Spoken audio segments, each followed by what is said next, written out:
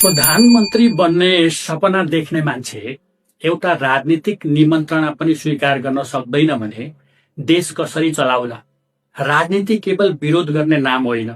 राजनीति भनेको संस्कार, शिष्टाचार र परिपक्वताको पनि नाम हो। हर्क साम्पाङले फेरि एकपटक आफूभित्रको यही कमजोरी उजागर गरेका छन्। कुनै दलको महाधिवेशन त्यो दलको महान पर्व हो।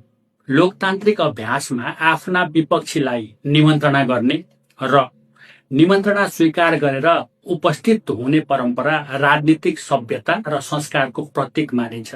एजेन्डामा फरक विचार हुन सक्छ, कार्यशैलीमा असहमति हुन सक्छ, आलोचना र बहस पनि हुन सक्छ, तर निमन्त्रणा, अतिथि सत्कार र राजनीतिक शिष्टाचारमा पक्ष र विपक्ष हुँदैन।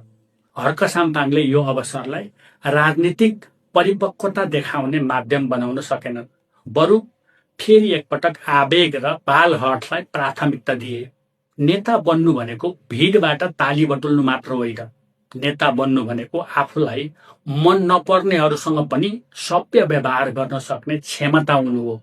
व्यवहारमा जिद्दीपन, तर सपना देशको प्रधानमन्त्री बन्ने। राजनीति केवल भाषणले चल्दैन, संस्कारले चल्छ।